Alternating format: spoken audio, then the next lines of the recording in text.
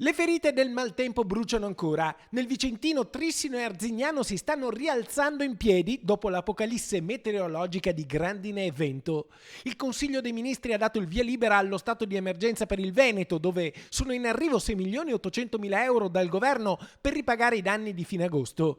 Il sottosegretario agli enti locali, Achille Variati, annuncia lo stanziamento di 1.350.000 euro per gli interventi di manutenzione straordinaria delle scuole colpite dai temporali.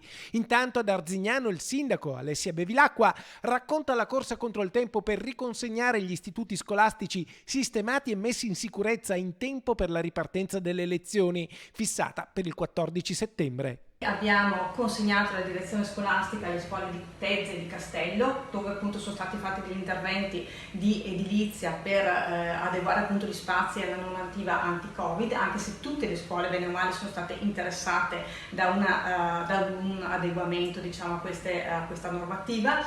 E poi naturalmente siamo intervenuti a sistemare quei danni appunto che il maltempo ha causato, come appunto nella scuola di San Bortolo e nella scuola di San Rocco. Quindi i lavori sono stati tutti completati, le scuole partiranno il 14 settembre, ad eccezione della scuola di San Zeno, che è la scuola che è stata maggiormente colpita appunto dal maltempo, che partirà con un solo giorno di ritardo, quindi i bambini entreranno a scuola martedì. Questo perché nonostante la scuola sia comunque pronta, anche se il cantiere poi continuerà per tutto il mese di settembre, ma è stata comunque messa in sicurezza e quindi i bambini possono entrare, era giusto dare alla direzione scolastica il tempo per riorganizzare appunto l'apertura. Insomma, Arzignano taglia un traguardo strepitoso, quello di avere praticamente tutte le scuole pronte con le disposizioni anti-Covid per l'inizio delle lezioni, nonostante i danni del maltempo. Un risultato per niente scontato, figlio del senso di iniziativa e della voglia di ripartire. Ce l'abbiamo fatta, i lavori sono stati tutti